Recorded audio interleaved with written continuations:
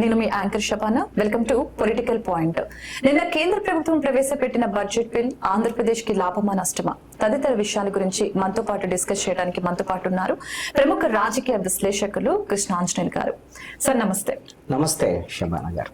Sir, ఇప్పుడు కేంద్ర ప్రభుత్వం ఆంధ్రప్రదేశ్ కి ప్రవేశపెట్టిన బిల్లు వరాల జల్లు అని చెప్పి టీడీపీ కానీ బీజేపీ కానీ జనసేన కానీ అని అంటుంది, మురిసిపోతా ఉన్నారు. సో ఈ క్రమంలో జగన్ వచ్చేసి అమరావతికి అప్పు, పోలవరానికి 0 అంటున్నారు. ఏది వాస్తవం అంటారు? లోక్సభలో కేంద్ర ఆర్థిక శాఖ మంత్రి నిర్మలా సీతారామన్ ప్రవేశపెట్టినటువంటి బడ్జెట్ సందర్భంగా మొట్టమొదటిసారి ఎన్డీఏ ప్రభుత్వం ఏర్పడిన తర్వాత ఈ 10 ఏళ్ల కాలంలో ఆంధ్రప్రదేశ్కు సంబంధించినటువంటి పేరును ప్రస్తావిస్తూ చాలా స్పష్టంగా ఆంధ్రప్రదేశ్కి కొన్ని వరాలని ప్రకటించడం అనేటువంటిది జరిగింది. ఇది ఖచ్చితంగా సంతోషించేటువంటి అంశమే. అదేవిధంగా ఆంధ్రప్రదేశ్ సంబంధించినటువంటి రాజధానికి నిధులు లేవు, పోలవరానికి నిధులు లేవు, అప్పులు తప్ప ఇచ్చింది ఏముంది అనేటువంటిది వైఎస్ఆర్ కాంగ్రెస్ పార్టీ వాదన కూడా ఉంది. ఇద్దరి వాదనలు కరెక్టే. కానీ మరి ఇద్దరు వాదనలు ఎలా కరెక్ట్ అవుతాయి? ఇద్దరు కాంట్రడిక్టరీగా ఉంది అనేటువంటి అంశం ఉండొచ్చు. అసలు మేలు జరిగిందా, నష్టం జరిగిందా, అసలు ఏమిటి వాస్తవం అనేటువంటి విషయాన్ని కన్నా మనం ఒకసారి గమనిస్తే 10 ఏళ్ల కాలంలో ఎన్డీఏ ప్రభుత్వం ఏర్పడిన తర్వాత 2014, 2019 వరకు ఎన్డీఏలోనే ఆంధ్రప్రదేశ్ సంబంధించిన డబుల్ ఇంజన్ సర్కారే ఉంది. ఆంధ్రప్రదేశ్లో కూడా తెలుగుదేశం బీజేపీ ప్రభుత్వం ఇక్కడ, కేంద్రంలో చంద్రబాబు నాయుడు అదేవిధంగా బీజేపీలో ఎన్డీఏలో భాగస్వామిగానే ఉన్నారు. కానీ రాష్ట్రానికి రావాల్సినటువంటి రాజధానికి కానీ పోలవరానికి కానీ ప్రత్యేక హోదా కానీ రాలేదు అని, అమరావతికి మట్టి నీళ్ళు ఇచ్చారనేటువంటి దాని మీద నల్ల చొక్కాలు వేసుకొని చంద్రబాబు నాయుడు ధర్మ పోరాట దీక్షలని ఢిల్లీ నుంచి గల్లీ వరకు చేసాడు. అప్పుడు అన్యాయం జరిగినటువంటి పరిస్థితి ఉంది. తర్వాత అధికారంలోకి వచ్చినటువంటి వైఎస్ఆర్ కాంగ్రెస్ పార్టీ 5 ఏళ్ల పాటు కేంద్రంతో సఖ్యతతోనే ఉంది. సఖ్యతతో ఉన్నప్పటికీ కూడా ఆంధ్రప్రదేశ్కి రావాల్సినప్పుడు ఏ ఒక్కటి కూడా సాధించలేకపోయింది. అంటే 10 ఏళ్ల పాటు కేంద్రంలో అధికారంలో ఉన్నటువంటి బీజేపీ, రాష్ట్రంలో అధికారంలో ఉన్నటువంటి చంద్రబాబు, అదే విధంగా జగన్మోహన్ రెడ్డి, వీళ్ళిద్దరూ రాష్ట్రానికి రావాల్సింది సాధించలేకపోయారు.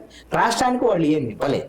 10 ఏళ్ల పాటు నష్టం జరిగిన తర్వాత ఎట్టకేలకు ఇప్పుడు ఏర్పడినటువంటి ఎన్డీఏ ప్రభుత్వం 3వసారి ప్రధానమంత్రిగా నరేంద్ర మోడీ ప్రధానమంత్రి సీట్లో కూర్చున్నారు అని అంటే ఆంధ్రప్రదేశ్ ప్రజలు ఇచ్చినటువంటి కీలకమైనటువంటి 21 లోక్సభ స్థానాలు కీలకం. అంటే 2014-19లో బీజేపీకి పూర్తి మద్దతు ఉంది కాబట్టి మిత్రుల గురించి, మిత్రుల యొక్క డిమాండ్ల గురించి పట్టించుకోలేదు. ఆంధ్రప్రదేశ్ కి విభజన చట్టంలో రావాల్సినట్టు కూడా చేయనటువంటి పరిస్థితి. ఇప్పుడు కేంద్ర ప్రభుత్వము అనివార్యంగా ఆంధ్రప్రదేశ్ అదే విధంగా బీహార్ అంటూ 2 రాష్ట్రాలకు సంబంధించినటువంటి ప్రస్తావనలు బడ్జెట్ లో నిర్మలా సీతారామన్ చేశారు. ఎందుకు అని అంటే కేంద్ర ప్రభుత్వము ఒక 2 ఊతకర్రలను పెట్టుకొని ఈ రోజున ప్రభుత్వం నడుపుతోంది. ఆ 2 ఊతకర్రలు ఏంటి అంటే ఆంధ్రప్రదేశ్ లో ఉండేటువంటి తెలుగుదేశము, బీహార్ లో ఉండేటువంటి జేడీయూ పార్టీ. ఈ 2 పార్టీలు వాళ్ళ కీలకం కాబట్టి ఈ 2 రాష్ట్రాలకు కావాల్సినటువంటి బడ్జెట్ లో కేటాయింపుల విషయంలో మేము కన్సర్న్ తో ఉన్నాము. రాష్ట్ర విభజన సంబంధించినటువంటి హామీలన్నింటినీ ఆంధ్రప్రదేశ్ గురించి పదే ప్రస్తావన, ఆంధ్రప్రదేశ్ కు సంబంధించి బడ్జెట్ లో ప్రత్యేకమైనటువంటి పేరాను కూడా పెట్టినటువంటి పరిస్థితి. అందుకని ఆశపడటం ఇస్తుంది కేంద్ర ప్రభుత్వం అనేటువంటి దానికి ఒక శుభపరిణామం ఇది. మొదటి బడ్జెట్ 3.0 నరేంద్ర మోడీ ఎన్డీఏ ప్రభుత్వంలో మొదటి బడ్జెట్ కాబట్టి ఇప్పుడు ఒక సానుకూలమైనటువంటి ఒక ప్రయత్నం జరిగింది. ఇప్పుడు అమరావతికి 15,000 కోట్ల రూపాయలు వివిధ సంస్థల ద్వారా, అంటే ప్రపంచ బ్యాంకు ద్వారా రుణాలు కేంద్ర ప్రభుత్వం యొక్క భరోసా ఇస్తాం, దాంతో ఇప్పించేదానికి ఈ మద్దతు కొనసాగుతుంది భవిష్యత్తులో కూడా అనేటువంటిది స్పష్టం చేశారు. అదేవిధంగా పోలవరం పూర్తి చేయడానికి కావాల్సినటువంటి పూర్తి సహకారం కేంద్ర ప్రభుత్వం అందిస్తుంది అని చెప్పారు. అయితే అక్కడ కావాల్సినటువంటి స్పష్టత ఏమిటి అని అంటే పోలవరానికి కావాల్సినటువంటి పునరావాస ప్యాకేజీ విషయంలో ఒక స్పష్టత రావాల్సినటువంటి అవసరం అయితే ఉంది. ఈ విషయంలో ఎంతో కొంత వచ్చింది కదా. అదే విధంగా విశాఖపట్నం చెన్నై కారిడార్, పారిశ్రామిక కారిడార్, అదేవిధంగా హైదరాబాద్ బెంగళూరు కారిడార్ కి సంబంధించినటువంటి విషయంలో ఆంధ్రప్రదేశ్ కొంత మెరుగైనటువంటి పరిస్థితులు. కీలకమైనటువంటిది ఏమిటి అని అంటే వీటితో పాటుగా విభజన చట్టాన్ని మేము గౌరవిస్తాం, విభజన హామీలన్నింటినీ అమలు చేస్తాం అనేటువంటిది స్పష్టం చేశారు. కాబట్టి ఆ సానుకూలమైనటువంటి పరిస్థితి ఆ ప్రకటన ఉంది కాబట్టి భవిష్యత్తులో మరింత మేలు జరగవచ్చు అనేటువంటి ఆశతో ఈ రోజున ఆంధ్రప్రదేశ్ ప్రజలు ఉన్నారు. అసలు ఏం జరగలేదు, ఏమీ రాలేదంటే గత 10 ఏళ్ల కన్నా 10 ఏళ్లతో పోల్చినప్పుడు ఇప్పుడు బెస్ట్ కదా, ఎంతో కొంత ఒక ప్రయత్నం అయితే జరిగింది. రేపు పొద్దున అమరావతికి నిధులు, అదేవిధంగా పోలవరానికి అవసరం పునరావాస ప్యాకేజ్, ఇంకా అదనంగా ఆంధ్రప్రదేశ్ లో ఉండేటువంటి ముఖ్యమంత్రి చంద్రబాబు నాయుడు, డిప్యూటీ సీఎం పవన్ కళ్యాణ్ వీళ్ళు సాధిస్తారని ఆశిద్దాం. సార్, అలాగనే వెనుకబడిన జిల్లాలకి నిధుల్ని ప్రకటించారు, ఎలా ఇస్తారనే దానిపై స్పష్టత ఉందంటారా? నిన్న బడ్జెట్ లో కేంద్ర ఆర్థిక శాఖ మంత్రి చాలా స్పష్టంగా ఆంధ్రప్రదేశ్కు వెనుకబడినటువంటి జిల్లాలకి మేము నిధులు ఇస్తామనేటువంటి ప్రకటన చేశారు. దీంట్లో మరింత సంతోషించాల్సినటువంటి విషయం ఏంటంటే, గతంలో వెనుకబడినటువంటి జిల్లాలు అంటే రాయలసీమలో ఉండే 4 జిల్లాలు, ఉత్తరాంధ్రలో ఉండేటువంటి 3 జిల్లాలు, ఇప్పుడు అదనంగా ప్రకాశం జిల్లాను కూడా కలిపి 8 జిల్లాలకు వెనకబడినటువంటి జిల్లాలకు నిధులు ఇస్తామన్నారు. ఇది వాస్తవంగా విభజన చట్టంలో చాలా స్పష్టంగా పేర్కొన్నటువంటి అంశం. బుందేల్ఖండ్ తరహా ప్యాకేజీ రావాలి ఆంధ్రప్రదేశ్ లో వెనకబడినటువంటి జిల్లాలకి. దీని ప్రకారంగా చూస్తే 23,500 కోట్ల రూపాయలు ఈ వెనకబడినటువంటి జిల్లాలకు రావాలి. కానీ ఇప్పుడు ఇచ్చేటువంటి దాని ప్రకారంగా చూస్తే, బడ్జెట్ లో ఉండేటువంటి వివరం ప్రకారంగా చూస్తే, గతంలో ఏదైతే 2014 నుంచి 2016 వరకు 3 సంవత్సరాల పాటు 7 జిల్లాలకు ఒక్కొక్క జిల్లాలకి 50 కోట్ల రూపాయల చొప్పున ఇచ్చారు. ఇప్పుడు కూడా 8 జిల్లాలకు సంబంధించినటువంటి ప్రకటన చేశారు కాబట్టి ఒక్కొక్క జిల్లాకి 50 కోట్ల రూపాయల చొప్పున సంవత్సరానికి 400 కోట్ల రూపాయలు అందించడానికి కేంద్ర ప్రభుత్వం సిద్ధమైంది. పారిశ్రామికంగా ఆ జిల్లాల అభివృద్ధికి కూడా కేంద్ర ప్రభుత్వం సహకారం అందిస్తుంది. అందుకని ఇప్పుడు రాష్ట్ర ప్రభుత్వం ఒక అంశంలో మేల్కొనాల్సినటువంటి అవసరం ఉంది. ముఖ్యమంత్రి చంద్రబాబు నాయుడు, డిప్యూటీ సీఎం, అదే విధంగా మన పవన్ కళ్యాణ్ కూడా. ఏమిటి అని అంటే, రాష్ట్రం విభజన జరిగి ఇప్పుడు 10 ఏళ్ళు అయిపోయింది, 11వ సంవత్సరంలో ఉన్నాం. మొదటి 3 సంవత్సరాలు మాత్రమే 7 జిల్లాలకి ఒక్కొక్క జిల్లాకి 50 కోట్ల రూపాయల చొప్పున 1050 కోట్ల రూపాయలు మాత్రమే ఇచ్చారు. అంటే ఇంకా 7 సంవత్సరాలకి మనకి వెనకబడిన జిల్లాలకి నిధులు రావాలి, అరియర్స్, పాత బకాయిలు. అందుకని 7 సంవత్సరాలకు కూడా ఏడాదికి 400 కోట్ల రూపాయలు చొప్పున, ఒక్కొక్క జిల్లాకి 550 కోట్ల చొప్పున తీసుకొని ఆ 7 సంవత్సరాలు కూడా కలిపి ఇప్పుడు వచ్చే విధంగా చూస్తే ఆ వెనకబడినటువంటి 8 జిల్లాలు అభివృద్ధి చెందడానికి అవకాశం ఉంటుంది. బహుశా ఆ విధమైనటువంటి భరోసా కేంద్ర ప్రభుత్వం నుంచి వస్తుంది అని నేను అనుకుంటాను. సార్, అలాగనే బడ్జెట్ ప్రకటనలను బట్టి అమరావతి అభివృద్ధి ఎలా ఉండబోతుంది అంటారు? బడ్జెట్ లో చాలా స్పష్టంగా నిర్మలా సీతారామన్ ఒక రాష్ట్రానికి రాజధాని చాలా ముఖ్యము, అందుకని మేము అమరావతి డెవలప్మెంట్ కు కట్టుబడి ఉంది కేంద్ర ప్రభుత్వం అనేటువంటి విషయాన్ని స్పష్టం చేశారు. అందుకని ఆవిడ వివిధ సంస్థల ద్వారాగా 15,000 కోట్ల రూపాయలు ఈ సంవత్సరంలో, ఈ ఆర్థిక సంవత్సరం అంటే ఇప్పుడు ఆల్రెడీ 6 నెలలు గడిచిపోయాయి, ఈ 6 నెలల్లో 15,000 కోట్ల రూపాయలు అమరావతి డెవలప్మెంట్ కోసం అందించబోతున్నారు. ఈ విధమైనటువంటి సహకారం భవిష్యత్తులో కూడా కొనసాగిద్ది అనేటువంటి విషయాన్ని చెప్పారు. అయితే ఇదంతా కూడా ఈ 15,000 కోట్ల రూపాయలు బహుశా ప్రపంచ బ్యాంకు నుంచి మనం రుణం తీసుకునే దానికి అవకాశం ఉంటుంది. కేంద్ర ప్రభుత్వం సెక్యూరిటీ ఇస్తుంది, అప్పు మనమే తీర్చుకోవాలి. కానీ ఈ విషయంలో చంద్రబాబు నాయుడు ఒక క్లారిటీ ఇచ్చారు. ఈ తీసుకునేటువంటి అప్పు 15,000 కోట్ల రూపాయలు 30 సంవత్సరాల తర్వాత తీర్చే విధంగా, అప్పటి వరకు మనకి భారం అనేటువంటిది లేకుండా ఉండేటువంటి విధంగా కేంద్ర ప్రభుత్వం ఒప్పందం చేసింది అనేటువంటిది. ఇది మంచి పరిణామమే. కానీ విభజన చట్టంలో మనకి చాలా స్పష్టంగా పేర్కొన్నటువంటి అంశం ఏంటి అంటే, రాష్ట్రం మనం రాజధాని లేకుండా ఏర్పడింది. బహుశా భారతదేశంలో ఇప్పటి వరకు ఏ రాష్ట్రం ఏర్పడినా సరే రాజధాని ఉన్నటువంటి ప్రాంతం విడిపోయినటువంటిది లేదు. కొత్తగా ఏర్పడిన రాష్ట్రం రాజధాని ఏర్పాటు చేసుకున్నది. మనము రాజధాని వదిలేసి వచ్చాం. రాజధాని లేదు, ఆర్థికంగా లోటు ఉంది, అనేకమైన ఇబ్బందులు ఉన్నాయి. కాబట్టి ఈ రాజధానికి ఢిల్లీని తాల్దాన్ని రాజధాని కడతాము, మీకు ఆ నిధులు ఇస్తామని చెప్పి గతంలో కూడా నరేంద్ర మోడీ చెప్పినటువంటి పరిస్థితి. కాబట్టి దీనికి సంబంధించి పరిపాలనా భవనాల నిర్మాణానికి అవసరమైనటువంటి 48,000 కోట్ల రూపాయలు కేంద్ర ప్రభుత్వం గ్రాంట్ ద్వారా ఇవ్వాలి. అంటే ఇప్పుడు 15,000 కోట్లు వచ్చినాయి, మనం 30 సంవత్సరాల తర్వాత తీర్చాలి దీన్ని. కానీ కేంద్ర ప్రభుత్వం ఇచ్చేటువంటి గ్రాంట్ మనం తీర్చాల్సిన అవసరం లేదు, కేంద్ర ప్రభుత్వం యొక్క బాధ్యత. కాబట్టి భవిష్యత్తులో ఇప్పుడు ఈ అప్పుతో ఎంతో కొంత 15,000 కోట్ల రూపాయలు ఇప్పుడు వచ్చాయి. అంటేనే ఇప్పుడు జంగిల్ క్లియరెన్స్ చేయాలి మనం అమరావతికి సంబంధించినటువంటి విషయంలో. అమరావతికి భూములు ఇచ్చినటువంటి 29,000 మంది రైతులు వాళ్ళందరూ కూడా డెవలప్ చేసినటువంటి ప్లాట్లు, రెసిడెన్షియల్ ప్లాట్లు, కమర్షియల్ ప్లాట్స్ డెవలప్ చేసి ఇవ్వాలి. అదేవిధంగా మీకు సీడ్ యాక్సెస్ రోడ్లు కానివ్వండి, ఇన్ఫ్రాస్ట్రక్చర్ కానీ డెవలప్ చేసుకోవడానికి అవకాశం ఉంటుంది. అంటే అమరావతి డెవలప్మెంట్ అనేటువంటిది ఇప్పుడు మొదలైంది.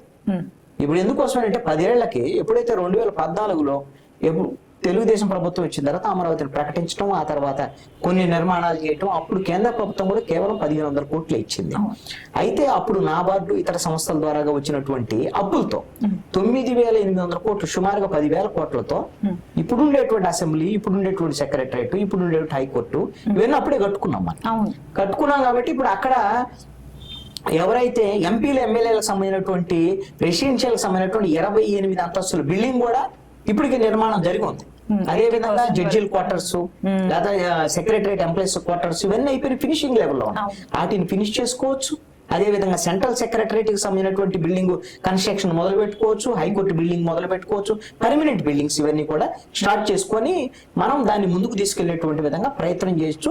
బహుశా అమరావతికి సంబంధించి ఇప్పుడు ఈ ప్రారంభం అనేటువంటిది ఖచ్చితంగా అజరామర అమరావతిగా నిలుస్తుంది అనటంలో ఎటువంటి సందేహం లేదు. డెవలప్మెంట్ అయితే మాత్రం ముందుకెళ్లేదానికి అవకాశం ఉంది. అలాగే సార్, ఇప్పుడు పోలవరం ఎప్పటి వరకు పూర్తవచ్చు అంటారు? ఈ ప్రశ్నకి సమాధానం చాలా జటిలమైనటువంటిది. ఎందుకు అని అంటే పోలవరం ప్రాజెక్టు జాతీయ ప్రాజెక్టుగా ప్రకటించిన తర్వాత 10 ఏళ్ళైంది. 10 ఏళ్లలో అనేకమైనటువంటి ఇబ్బందులు, వ్యవహారం ఇవన్నీ నడిచింది. ఇప్పటి వరకు 15,000 కోట్ల రూపాయలు ఖర్చు చేసి కేంద్ర ప్రభుత్వం కూడా సహకారం అందిస్తుంది. జాతీయ ప్రాజెక్టు 5 పైసలు అన్ని నిధులు కేంద్ర ప్రభుత్వం ఇవ్వాలి. బట్ ఇక్కడ ఉండేటువంటి కీలకమైనటువంటి హడ్డీలు ఏమిటి అని అంటే కేంద్ర ప్రభుత్వము పోలవరం ప్రాజెక్టుకు అవసరమైనటువంటి పునరావాస ప్యాకేజీకి 32,000 కోట్ల రూపాయలు ఇవ్వాలి. దాని మీద స్పష్టత ఇవ్వట్లేదు కేంద్ర ప్రభుత్వం. కేంద్ర ప్రభుత్వం ఏముంటుంది, మొత్తం 55,000 కోట్ల రూపాయల ప్రాజెక్టుకు సంబంధించినటువంటి విషయంలో మేము ప్రాజెక్టు నిర్మాణానికి అవసరమైనటువంటి 21,000 కోట్ల రూపాయలు మాత్రమే ఇస్తాము. ఆ 31 నుంచి 32,000 కోట్ల రూపాయలు పునరావాస ప్యాకేజీ ఉందా, మాకు సంబంధం లేదు అనేటువంటి విధంగా చెప్తున్నారు. ఇది అసలు పునరావాసం లేకుండా మొత్తం పోలవరం ప్రాజెక్టు కట్టేసి గేట్లు పెట్టేసి నీళ్లు నిలిపేస్తే జనాన్ని ముంచేస్తామా లేకపోతే పొలాలు ముంచేస్తామా? దాని పరిహారం ఏంటి? పునరావాస ప్యాకేజ్ ఇవ్వాల్సిన బాధ్యత కేంద్ర ప్రభుత్వానికి కదా. దాని మీద కేంద్ర ప్రభుత్వము స్పష్టమైన విధానపరమైనటువంటి ప్రకటన చేయాలి. ఇప్పుడు ఏం చెప్పారు నిర్మలా సీతారామన్, మేము పోలవరం పూర్తి చేయడానికి పూర్తి కట్టుబడి ఉన్నాం అనేటువంటి విషయాన్ని చెప్పి కట్టుబడి ఉన్నారు. ఓకే, మేము ఖర్చు చేసిన దానికి డబ్బులు ఇస్తున్నారు, ఓకే. కానీ పునరావాస ప్యాకేజీ విషయంలో క్లారిటీ వచ్చేంత వరకు ఎప్పుడు పూర్తవుద్ది ఏంటి అనేటువంటి దాని మీద ఒక స్పష్టత వచ్చేదానికి అవకాశం లేదు. త్వరితగతిన కేంద్ర ప్రభుత్వం ఈ విధానపరమైనటువంటి ప్రకటన చేయాలి. సార్, అలాగే ఇప్పుడు రాష్ట్ర విభజన చట్టంలోని హామీలన్నీ నెరవేరుతాయని నమ్మొచ్చంటారా? రాష్ట్రం విడిపోయి 10 ఏళ్ళైంది. అసలు ఈ 10 ఏళ్లలో విభజన హామీలన్నీ అమలు అవ్వాలి, విభజన చట్టంలో ఉండేటువంటి అన్ని కూడా అమలు జరగాలి, అవి హక్కు. కానీ 10 ఏళ్ల తర్వాత చాలా ఆశ్చర్యకరంగా ఒక రకంగా అయితే ఇది నవ్వు తెప్పించేటువంటి అంశం. 10 ఏళ్ల తర్వాత కేంద్ర ప్రభుత్వం, ఈ 10 ఏళ్ల నుంచి కేంద్ర ప్రభుత్వం ఎన్డీఏనే ఉంది. నిర్మలా సీతారామన్ ఇప్పుడు 7 సార్లు కేంద్ర బడ్జెట్ను ప్రవేశపెట్టారు ఆవిడ. వీళ్ళు ఇప్పుడు మేము ఆంధ్రప్రదేశ్ రాష్ట్ర విభజన చట్టాన్ని యథాతథంగా మేము అమలు చేస్తాం, చిత్తశుద్ధితో ఉన్నామని చెప్తున్నారు. కనీసం ఇప్పటికైనా దాన్ని పార్లమెంట్లో అంగీకరించారు, చేస్తామని చెప్తున్నారు, సంతోషమే.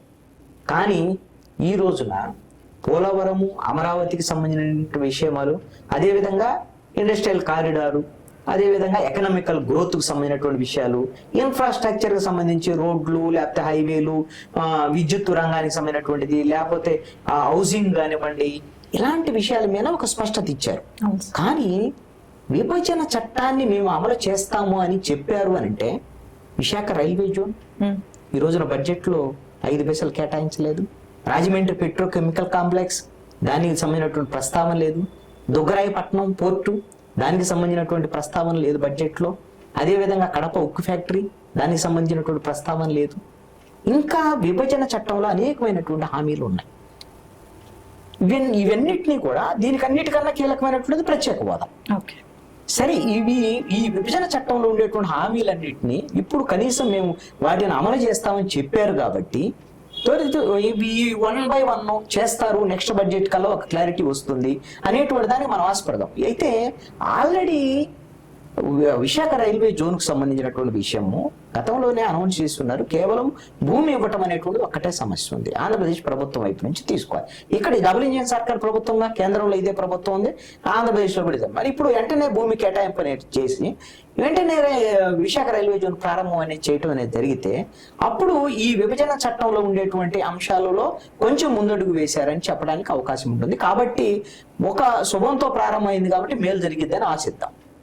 ఇప్పుడు ఫైనల్ గా ఈ కేంద్ర బడ్జెట్ గురించి చెప్పాలంటే, కేంద్రంలో అధికారంలోకి వచ్చినటువంటి ఎన్డీఏ వాళ్ళు ఆశించిన స్థాయిలో ఫలితాలు రాలే. మొన్న ఎన్నికల్లో మీరు గమనిస్తే వాళ్ళు 400 సీట్లు మాకు వస్తాయి ఎన్డీఏకి, 370 సీట్లు బీజేపీకి వస్తాయి అని చాలా ప్రగల్భాలు పలికారు. తీరా వచ్చేసరికల్లా చౌదప్పి కన్నులు అట్టపోయినట్టుగా కేవలం 240 సీట్లు, అంటే 272 మ్యాజిక్ ఫిగర్ కూడా బీజేపీ రాలేకపోయింది.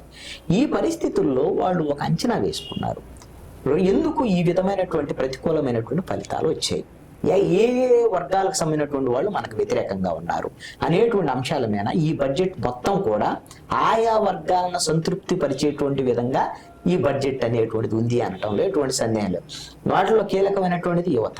ఓకే, యువత వ్యతిరేకంగా ఉన్నారు కాబట్టి యువతకి ఉపాధి అవకాశాలు ఇప్పుడు 10 ఏళ్లలో చేయనటువంటి ఇప్పుడు చేస్తా ఉన్న ఒక ప్రయత్నం చెప్తున్నారు. మరి డిజిన్వెస్ట్మెంట్ విషయంలో ఉన్నటువంటి ప్రభుత్వ రంగ సంస్థలేమో వాళ్ళు ప్రైవేటీకరిస్తున్నారు, కొత్త ప్రైవేట్ సంస్థలేమో పెట్టుబడుల విషయంలో నత్తనడక నడుస్తుంది. ఎట్లా ఉద్యోగ ఉపాధి అవకాశాలు కల్పిస్తారు అనేటువంటిది ఒక స్పష్టత లేదు, హామీ అయితే ఇస్తున్నారు, అది ఒక మంచి ప్రయత్నం. రెండవది ఏంటి, మహిళలకు సంబంధించినటువంటి విషయాలు కానీ కీలకమైనటువంటి రైతుకు సంబంధించినటువంటి రైతులు తీవ్రమైనటువంటి వ్యతిరేకత బీజేపీ మీద ఉన్నటువంటి పరిస్థితి. ఎందుకంటే స్వామినాథన్ కమిషన్ సిఫార్సులు అమలు చేస్తామని కనీస మద్దతు ధరలు వీళ్ళు ప్రకటిస్తున్నటువంటి మద్దతు ధరలకేను వాస్తవం ఉండేటువంటి వాళ్ళ ఖర్చులకి పెట్టుబడికి చాలా డిఫరెన్స్ ఉంది. అందుకని రైతుల్లో తీవ్రమైన వ్యతిరేకత ఉంది. రైతు చట్టాల పేరుతో రైతులందరూ కూడా తీవ్రమైనటువంటి వ్యతిరేకత ఉన్నారు. ఆ రైతు చట్టాలను అయితే రద్దు చేశారు. అందుకని ఇప్పుడు రైతులకు సంబంధించినటువంటి విషయంలో వాళ్ళ కనీస మద్దతు ధరతో పాటుగా గిట్టుబాటు ధర వచ్చేటువంటి విధంగా మేము వ్యవసాయ రంగంలో పూర్తిగా సపోర్ట్ అందిస్తామనేటువంటిది ఈ బడ్జెట్ లో ఒక ప్రయత్నం అయితే చేశారు. ఈ మాటలు చేతల్లోకి వస్తాయా రావని చూడాల్సినటువంటి పరిస్థితి ఉంది. ఆయా వర్గాలకు సంబంధించినటువంటి అంశాన్ని వాళ్ళని దగ్గర చేసుకునేటువంటి ప్రయత్నం ఒకవైపు చేస్తున్నారు. ఇప్పుడు ఆంధ్రప్రదేశ్, బీహార్ వంటి రాష్ట్రాల మీద వాళ్ళకి రాజకీయంగా అవసరం ఉంది కాబట్టి ఇప్పుడు ఆంధ్రప్రదేశ్ సంబంధించినటువంటి విషయాల్లో కూడా కొంత వాళ్ళు చేయూత ఇచ్చేటువంటి ప్రయత్నం అయితే జరుగుతుంది. ఇది ఒక రకంగా ఆశాజనకమైనటువంటి బడ్జెట్. మాటలు అయితే బాగానే ఉంటున్నాయి, చేతలు ఎలా ఉంటాయని చూడాలి. ఎందుకంటే మన ప్రతి బడ్జెట్ లో కూడా ఆంధ్రప్రదేశ్ సంబంధించి 2,56,256,256 కోట్ల రూపాయలకు సంబంధించినటువంటి మన బడ్జెట్ ఆంధ్రప్రదేశ్. ఈ బడ్జెట్ లో ప్రతి సంవత్సరం కూడా మనం ఏం చేస్తున్నాం అంటే ఒక 70,000 కోట్ల రూపాయలు కేంద్ర ప్రభుత్వం నుంచి గ్రాంట్ వస్తేనే మనం రాసుకుంటాం. తీరా వచ్చేసరికి వాళ్ళ గ్రాంట్లు ఎంత వస్తున్నాయి, 30-35,000 కోట్లు, అంటే సగం వచ్చేసరికల్లా ఇది అయిపోతుంది. అందుకని కేంద్రం నుంచి డబుల్ ఇంజిన్ సర్కార్ కాబట్టి గ్రాంటుల రూపంలో అత్యధికంగా తెచ్చుకునేటువంటి ప్రయత్నం ఏమైనా జరిగితే కేంద్ర ప్రభుత్వం ఇస్తుందని చూడాల్సినటువంటి పరిస్థితి అయితే ఉంది. సో ఇదండి నిన్న ప్రవేశపెట్టిన కేంద్ర బడ్జెట్ బిల్ అయితే ఆంధ్రప్రదేశ్ కి ఆశాజనకంగానే ఉందని అనిపిస్తుంది. సో మరొక టాపిక్ తో మళ్ళీ మేము ముందుంటా. అంతవరకు సెలవు, నమస్కారం.